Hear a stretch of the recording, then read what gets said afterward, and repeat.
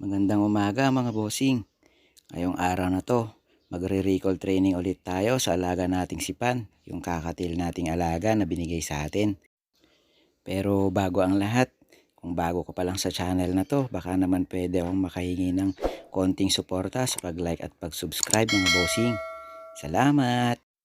At ayan na nga yung alaga nating kakatil, si Pan. Kanina pa siya nagtatawag, tawag ng tawag ang aga-aga.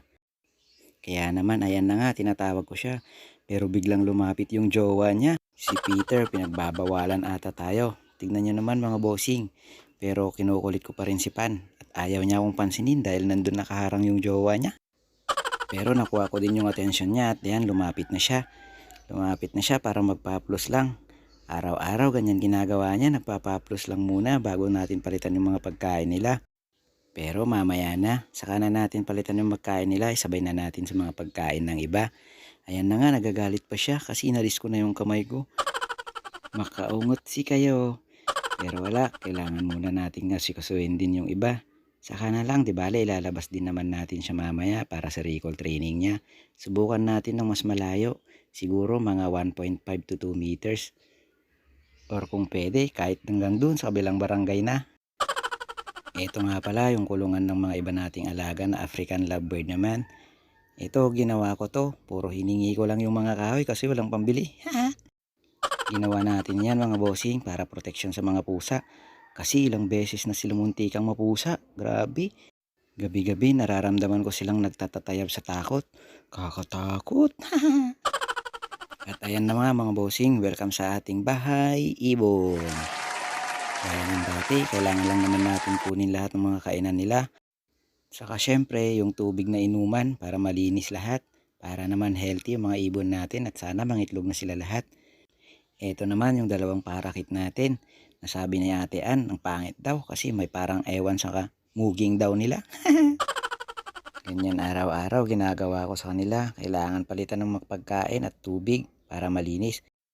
Ito nga pala si Gray, yung alaga kong handped na African lovebird noon. Kung maalala nyo, nandun siya sa mga video natin. I-check nyo na lang kung gusto nyong i-check. Salamat! Nakikilala pa rin naman niya tayo. Naaamoy niya pa rin siguro yung kamay natin. Pero hindi ko na siya pwedeng ilabas kasi baka biglang tumakas. Meron na kasi siyang jowang iba din. Ayan, kailangan ko munang i-check yung lahat ng kulungan kung naka-close ba. Baka may tumakas. Agtayab-tayab sa labas. Wala na. Bye-bye! Yan si Gray, na-training din natin ng recall training yan dati. Marunong din siyang sumunod. Kaso nga lang, nung nagka-jowa siya, wala na. Hindi na tayo kilala masyado kaya hindi ko na siya nilalabas. Sunod naman natin gagawin, ipunin natin lahat yung mga natira. Kasi sayang naman, may mga natira pa dyan, madami pa. Kaya iipunin ko muna. Tapos, pagkatapos mong maipon, hihipan natin yan. Kaso nga lang, kailangan natin ng tools pang ihip. Kasi minsan, sinubukan ko, hinihipan ko lang na ganyan. Kaso nga lang, napunta lahat sa mukha ko. Kaya na nga, gagamitin natin yung magic ang nguyob. Ayan mga bossing. So, ang gagawin natin, hipan mo lang yan hanggang mawala lahat yung wala ng laman. Madami pa rin kasing natitira dyan. So, kapag wala na yung mga laman, pwede mo na ulit hati-hatiin para sa kanila yung mga naiwan. Ayan na nga. Lahat ng pagkain nila mga bossing may sukat. Sinusukat ko yan, isang shot glass para mahilo na sila lahat. Pero hindi, totoo. Halos puno yung isang shot glass para sa isang pares. Maghapon na nila yung pagkain. Pero kung may magdodonate ng pagkain ng ibon dyan, handa naman tayong kunin at tanggapin. Salamat! Ayan na nga, sinisipat-sipat natin kung tama ba yung nilalagay nating pagkain sa kanila. Minsan kasi may pagka-OC din yung Tito Lems nyo.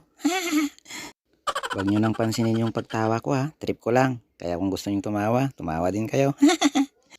Pagkatapos nga pala yung kainan nila, sa tubig naman. Ayun nga si nanay naglalabang aga-aga. Para mapasama din daw sa video natin.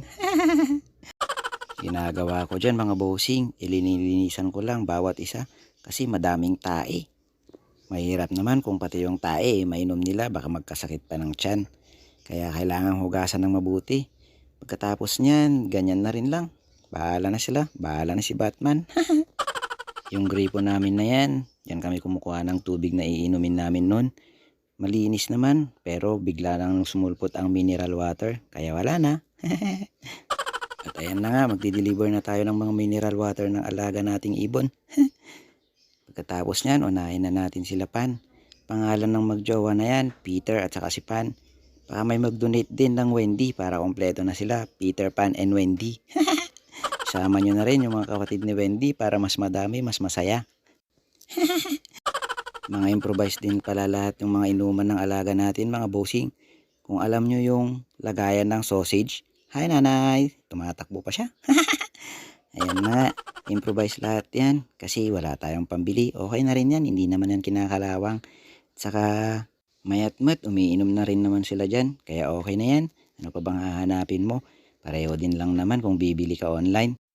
Kaya tara na at i-deliver na rin natin yung mga inumin at saka pagkain ng mga ibon natin sa kabila. Dahil OC ang tito nyo, iniisa-isa ko pa yan mga bossing. Tinitignan ko kung kanino ba ito lalagay, kung sa parakeet ba or sa mga African lovebird natin.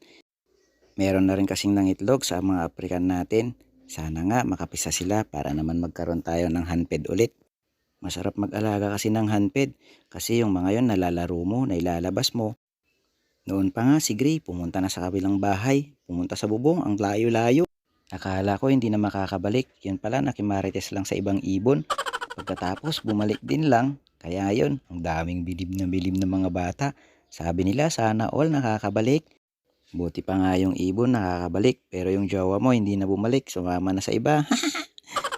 Napahilig nga pala tayo sa pag-aalaga ng ibon mga bossing. Kasi nung bata tayo may napulot tayong maliit na ibon. Yun pinalaki natin parang handped. Ang saya ng pakiramdam kapag nakakawala siya pero bumabalik. Kaya ngayon may mga alaga tayo, gusto kong mag-handped ulit.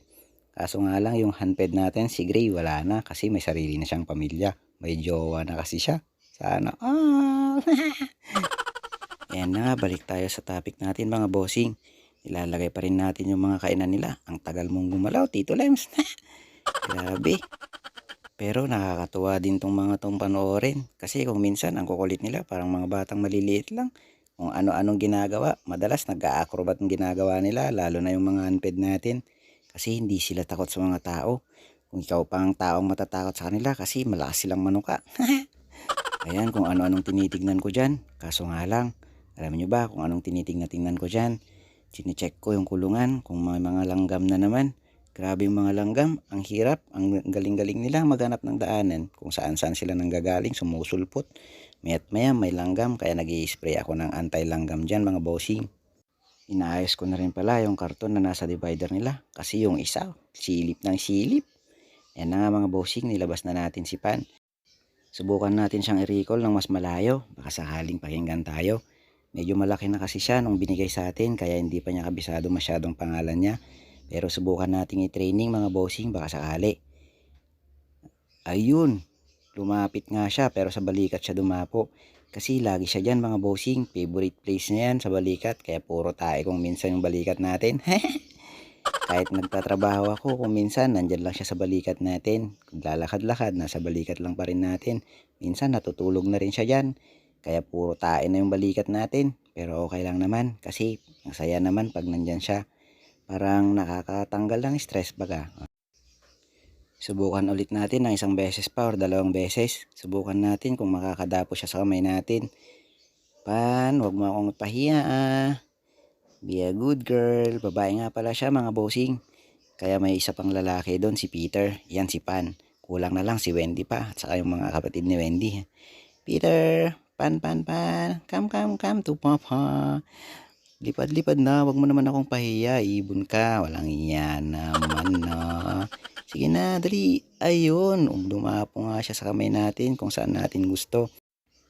Nakakabit nga pala yung tali niya sa wire mga bossing, kasi hindi pa niya masyadong kabisado, lalo na kung nagugulat siya sa mga pusa or mga manok, lipad siya ng lipad kung saan-saan, kaya nakakabit muna siya sa wire. Para sigurado din tayo na hindi siya pupunta sa kapitbahay para makipagmarites sa ibang ibon gaya ni Gray noon. Sa lahat ng pinapagawa din pala natin sa kanya, bossing, may binibigay tayong reward, sunflower seed kasi gustong gusto niya yon. Kaya kapag nagawa niya, nagbibigay tayo ng isang sunflower seed. Subukan ulit natin ng isa pa mga bossing kung kaya niyang gawin ulit yung pinapagawa natin sa kanya. Kung mapapansin nyo din pala, wala siyang buntot kasi naputol. Yung kulungan niya kasi noon maliit at saka hindi ko pa alam kung paano. Kaya yun, kapag bumababa siya, napuputol lagi yung buntot niya. Ayun, nagawa nga niya ulit, kaso nga lang diretso ulit sa balikat. Yan kasi yung gustong gusto niyang puntahan. Kung minsan pa nga, kahit naantok na rin ako, nandyan pa rin siya. At dahil nagawa ulit niya yung pinapagawa natin sa kanya, bigyan ulit natin siya ng reward. Isang sunflower seed. Yay! Very good, Panpan. At ayan na nga, binalik na natin siya sa favorite ng tambayan. Balikat natin. Kailangan na rin natin kasing ihinto yung recall training niya kasi may mga iba pa tayong gagawin. At least, nakita natin na kaya pa rin naman niyang matawag kahit na mas malayo. Abangan nyo na lang kung anong mga susunod na mangyayari sa kanya, mga bossing. Baka mamaya, pwede na natin siyang i-free flight pagkatapos nito. Or baka pagbawalan na rin siya ng jowa niya. Kasi ganun madalas kapag nagkakahanap na sila ng kapares. Ayaw na nilang lumabas. Pero sana, subukan pa rin natin. Ayan, nakuha pang magpapansin ng tito nyo muna bago niya ibalik si Pan. Ibabalik na nga natin siya para makapagpahinga na rin. Para makita na rin niya yung jowa niya. Jowa niyang mahigpit. Sana nga, makuha pa rin natin siyang mailabas pagkatapos nito kahit may jowa na siya. Plano ko rin palang palitan yung kulungan nila dyan, mga bossing, kasi dyan nasira yung buntot ni Pan. Kaya wala na siyang buntot, puro na putol-putol. Para makalipad din sila ng maayos kasi kawawa naman. Pag lumilipad sila dyan, napapalo yung pakpak nila sa kulungan. Kaya kung may magdo-donate ng screen dyan, tumatanggap po ako. So hanggang dito na lang ulit, mga bossing. Salamat sa panunood. Sana mag-subscribe naman kayo bilang suporta. Maraming salamat. Bye-bye!